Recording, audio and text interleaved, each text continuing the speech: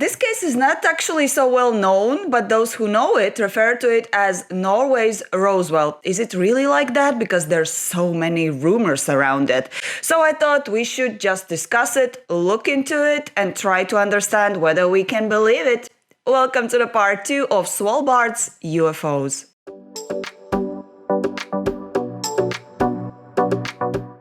Hello guys, hi, welcome.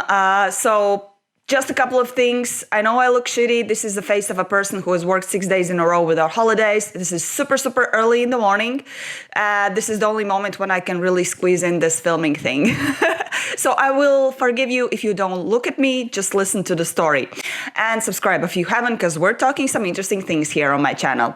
Anyways, let's jump into the story. So the legend goes that Norwegian Air Force, they were flying over Svalbard and they noticed a wreck. After the examination, they figured that's something weird. So allegedly it was transported to Narvik, which is like the base in Norway, afterwards US for further examination. And the legend goes that they discovered that this wreck, this thing that they found there was made from a very unusual material that they didn't know, and they concluded that this was extraterrestrial. So this is the legend, and we're gonna start from there. If you watched part 1 of this UFO in Svalbard topic on my channel, and also some other videos on my channel, you know that I always like to dig in deeper in the story, and I always look into the sources from where this fire originated.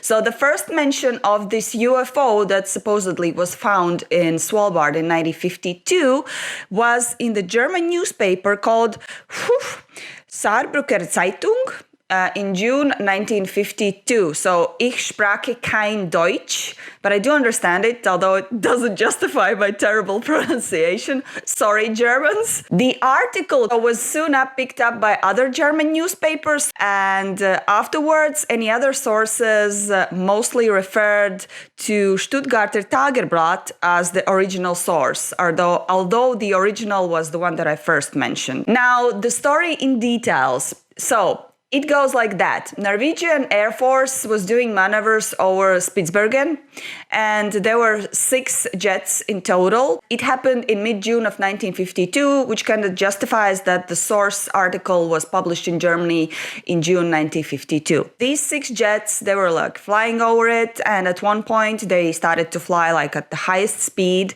and approached the place called Nordaustlandet. For your information, Nordaustlandet is the second largest island on Svalbard archipelago. So the second is Nordaustlandet, the first one is Spitsbergen, as we have already learned on my channel. So it's kind of very useful and educating, I believe. And then, while they were flying over this Nordaustlandet, something started to appear on their radar. Now, considering the time when it happened, usually when something weird appears on radar, people believe it's Soviets, they're spying. Yeah, as always, they just need to know everything about us. I'm not excluding that option, but I think that's a thing what usually they are saying whenever something weird happens, just to like cover up something better behind it, if you know what I mean. When they started to approach the point where there is a strait that divides Spitsbergen between Nordaustlandet, something weird started to happen. So they heard a cracking sound in their headphones, and they lost all of the communication between the planes. Errors everywhere. They couldn't communicate, and the electronics was simply failing. This is a thing that's quite common when you read about the testimony from different pilots or testimony from normal people on the land, because usually it's accompanied by some disturbances in the electronics. And then there was this thing on the radar. So usually when there is something on the radar, it appears as like a white dot or something. But here they saw it in red, which meant alarm, so something weird was there. Although the pilots couldn't communicate, they, I guess, were quite experienced, so they communicated via their like maneuvers. So they were flying over this object for like an hour, and then suddenly one of the pilots, his name was Olaf Larsen, he decided to dive in. To look closer, and all of the other pilots, they followed. What they allegedly saw was that in the scenery of snow and ice, there lays something that doesn't belong in that scenery. So according to those pilots, it was a metallic disc of a diameter of 50 to 40 meters. And what they saw was kind of like in the middle of this disc, in between the wires, there was something that resembled like a cockpit, but it was also crushed. So they weren't sure if it was cockpit. So these pilots decided that they will circle around for a while because in case there is some kind of living being there that needs help, but they didn't spot anything. So they returned back to Narvik, to the base, to report about their strange encounter, the strange thing that they saw. After a couple of hours, Norwegians created this commission, and they already landed there on the spot where this crash allegedly had happened and where the pilots saw this weird vehicle. Dr. Nursel, which was a Norwegian rocket specialist, he was kind of enlisted in the investigation team, and according to him, I quote, he said that undoubtedly this is one of the infamous flying saucers. This doctor also managed to explain why the pilots encounter all of these problems with communication systems and why they saw things in red on their radar. According to him, that was because it's UFOs. Wow, who would have guessed? Radio Direction Finder was equipped with a plutonium core. It was undamaged and transmitting on all wavelengths of the frequency of 934 Hz, which is not known by any country, said Dr. Nursel. So after this initial investigation, several things were concluded. First of all, they concluded that vehicle is made to be used as unmanned, so remotely controlled, and that the precise diameter of it is 48.88 meters. Secondly, this circular-shaped object was made of some kind of unknown material that from outside resembled silver. I quote, after ignition, 46 automatic jets located at equal distances on the outer ring rotate the disc around a plexiglass center ball that contains measuring and control devices for remote control. Third, and I think most curious thing is that these measuring devices that I mentioned before, all of them have some encrypted weird signs on it. And what they said is that those signs were written in Russian. I do really hope that they really had an expert in Russian. I believe that they are referring to Cyrillic letters because they look different from Latin letters, but I kind of doubt that they were Russian letters. And once you start to mention Russians and Soviet spies, as I mentioned before, then I feel like that's a cover-up for something better behind it. Like, if you mention that Soviet spies did it, people usually don't ask any additional questions, which would be the opposite if you said that that was a UFO crash. Nobody asks questions, and you can do whatever with that thing. You can even transport it to the US, to Area 51, and do the examination and whatever, reverse engineering. And lastly, what they concluded is, I quote, the flying object, which resembles one of the legendary flying saucers, has sufficient room for high explosive bombs, possibly nuclear bombs. Come on, guys, do you feel the irony in that part where they said, which resembles the legendary flying saucers and nukes?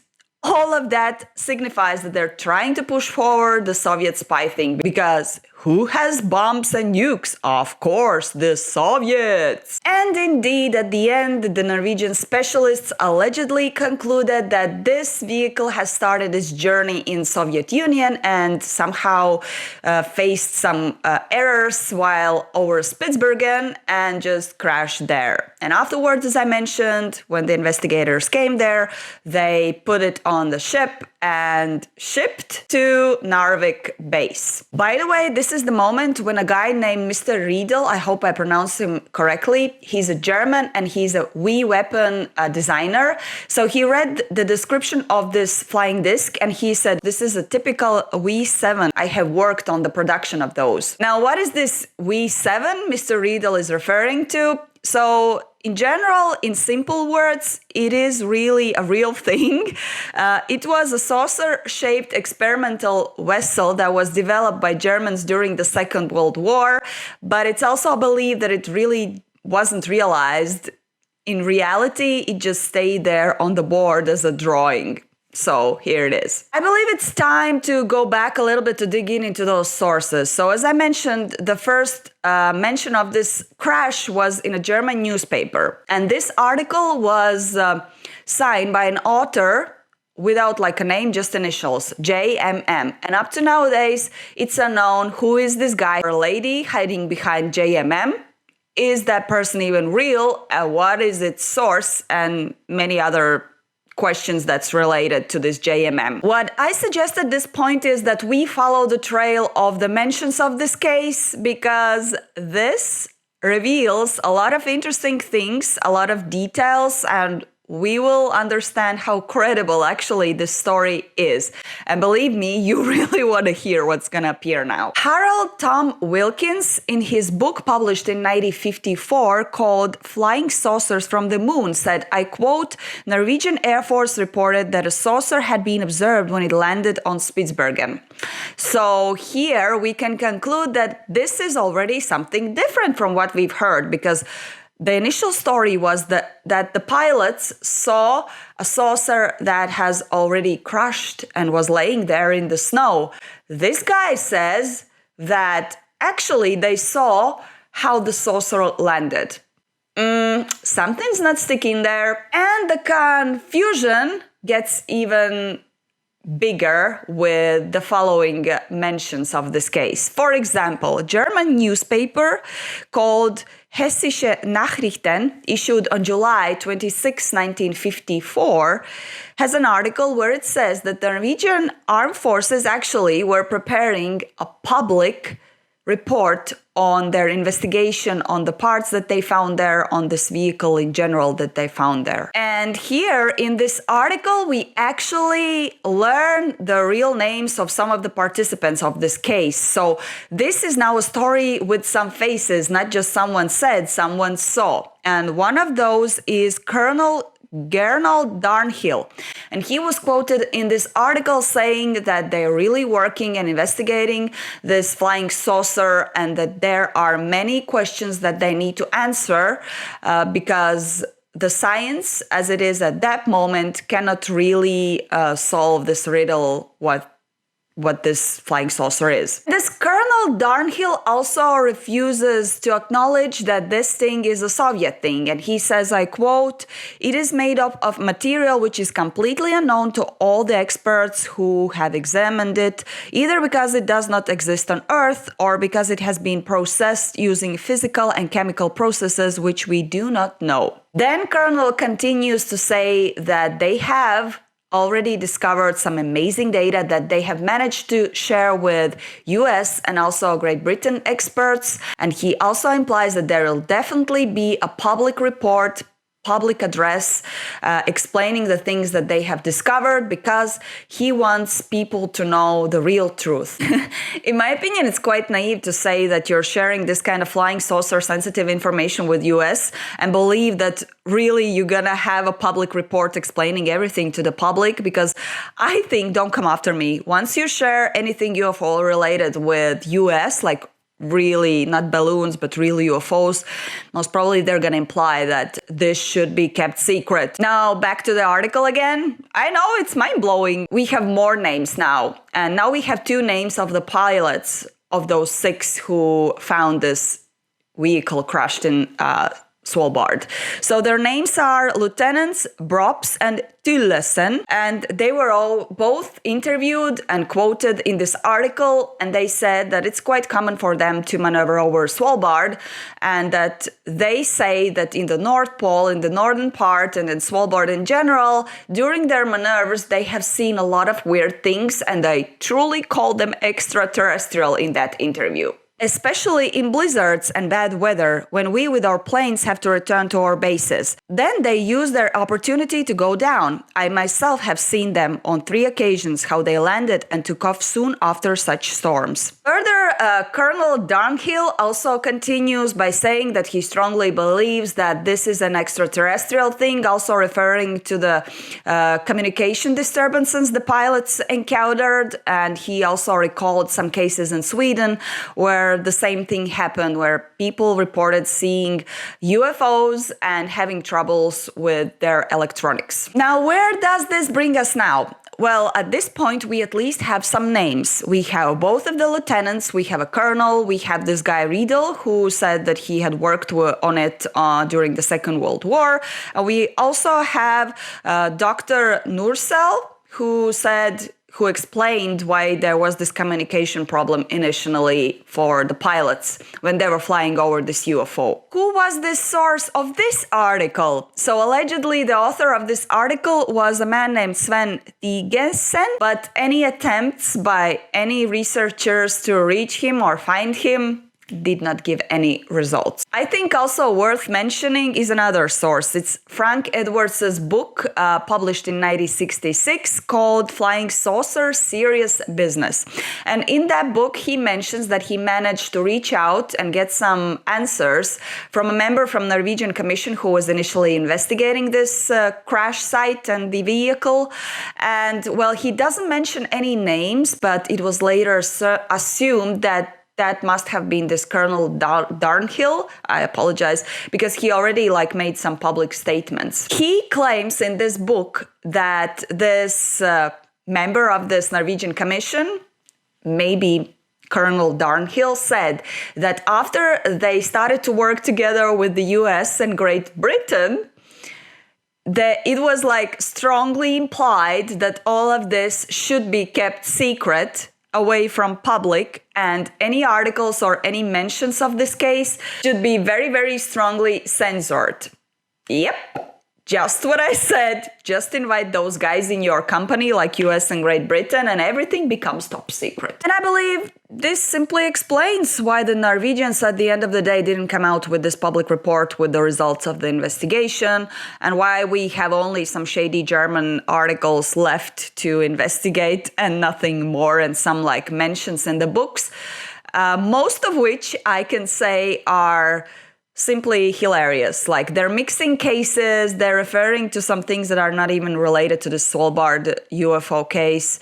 So you have to really dig in to understand what is what. Another interesting thing that is often brought up by people who truly believe that the Svalbard UFO crash had happened and that it was investigated and that they not only retrieved this vehicle but also some alien bodies, they refer to a declassified CIA document from 1953, so basically a year after this crash allegedly happened.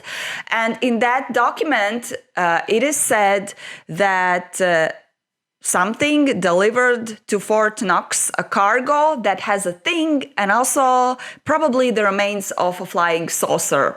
The only problem with this document is, if you really read it, you can see that there is no mention of Svalbard and Norway there. So this can also be alleged UFO vehicle from anywhere of this world. Over the years, this Svalbard case has traveled from one article to another article, to one book to another book. As I said, not all of them have the real facts and the real things. All in all, at the end of the day, can this be real? On December 23rd, 1975, the Defense Research Institute, then it was called the Norwegian UFO Center, responded to an inquiry about this Spitsbergen case, this Svalbard UFO case. And the Norwegian investigator called Jan Ingar Haltuf writes, I quote, "I regard the story as nonsense. Just the thought that a German journalist should have become aware of or been present at a secret meeting in the Norwegian's defense that no Norwegian newspapers knew anything about is itself completely absurd.